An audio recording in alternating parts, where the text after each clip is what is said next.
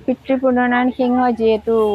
এই ভৱনটো বা এই ঘৰটো যিহেতু বনাইছিল তেওঁ নিজৰ পইচাৰে খাটি বনাইছিল যাতে অসমত জনতা দলৰ স্থাপিত হয় জনতা দল আৰু লগতে জনতা দলটো এটা সুস্থিৰ অৱস্থা পাই থাকে সেইকাৰণে মোৰ পিতৃয়ে যিখিনি কাম কৰিলে পাৰ্টি হিচাপে জনতা পাৰ্টি হিচাপে কিন্তু পিছলৈ তেখেতৰ যেতিয়া দেখা গ'ল যে জনতা পাৰ্টিটোৱে জনতা দললৈ ভাঙি গৈছে টুকুৰা টুকুৰা হৈ গ'লেও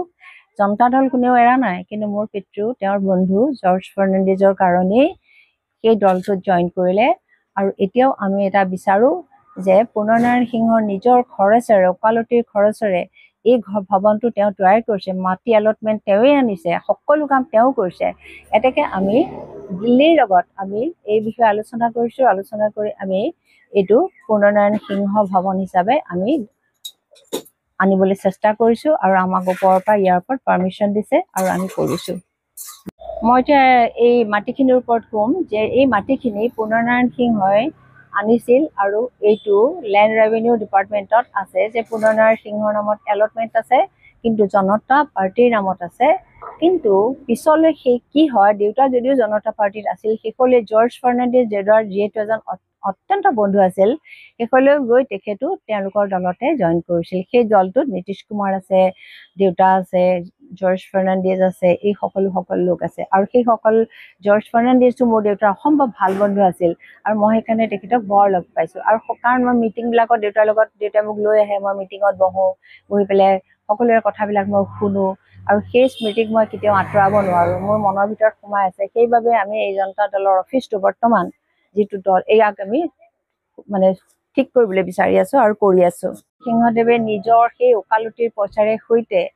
এই ঘৰটো বনাইছিল সেইখিনি সময়ত কোনো ফাণ্ড নাছিল তেখেতে নিজে বহি থাকি এই ঘৰ বনাই অফিচলৈ পৰিৱৰ্তিত কৰিলে কিন্তু দুখ লগা যে ওচৰত জংঘল অটব্য অৰণ্য আৰু বিভিন্ন ধৰণৰ ইয়াত কি দ্ৰব্য বিক্ৰী হয় ক'ব নোৱাৰো আমি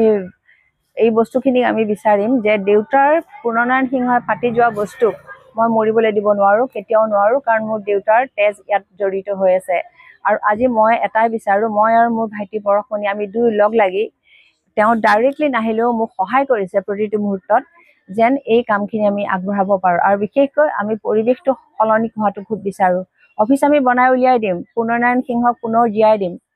মোৰ নিজৰ পইচাৰে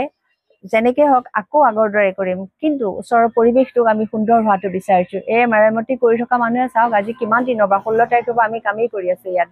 গোটেই দিনটো আমি ইয়াতে কটাওঁ এই অফিচটোৰ ভিতৰত এটা আলমাৰী আছে আলমাৰীটোৰ বিভিন্ন নথি পত্ৰ আছে এই নথি পত্ৰবিলাকৰ ভিতৰত আমি কিছুমান এনেকুৱা নথি পত্ৰ পাইছোঁ যে এই মাটি কাৰ কোনে বনাইছিল সকলো তথ্য পাতি ইয়াৰ ভিতৰত আছে এতিয়া সেইখিনিৰ আলম লৈ এই কামখিনি আমি আগবঢ়াবলৈ চেষ্টা কৰিম আৰু আমি বিচাৰিছোঁ যে ইয়াৰ চাৰিওফালৰ পৰিৱেশ যিটো হৈছে এটা জঘন্য পৰিৱেশ অতি দুখ লগা যে বহিবলৈ ইয়াত লাজ লাগে সেই পৰিৱেশটো অন্ততঃ উন্নত হওক যোনটো জৰাজীৰ্ণ অৱস্থাত আছে বৰ্তমান কিন্তু তাক আমি এতিয়া ঠিক কৰিবলৈ চেষ্টা কৰি আছোঁ বা পাৰিছোঁ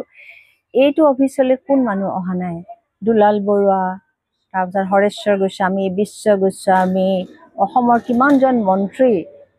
কিমানজন আহিছে আপোনালোকক হিচাপত ক'ব নোৱাৰিম তেতিয়াতো তেনেকুৱা নাছিল মই যেতিয়া আহিছিলোঁ এখন চাৰিওফালে মুকলি এডোখৰ ঠাই মাজত অফিচটো সুন্দৰ কিন্তু এতিয়া এনেকুৱা এটা অৱস্থা হৈছে যে আমাৰ দেখিলে দুখ লাগে কিন্তু আমি চেষ্টা কৰিম মই আৰু পৰশমণিয়ে চেষ্টা কৰিম ইয়াক আকৌ ভাল কৰিম আমি ভাল কৰি মানুহ অহাৰ উপযুক্ত কৰিম আৰু আমি বিভিন্নজন মানুহক এই মিটিঙলৈ মাতি আমি তেওঁলোকক আমাৰ পৰিস্থিতিৰ কথা ক'ম আৰু জনতা দলক আমি আগবঢ়াই নিবলৈ চেষ্টা কৰিম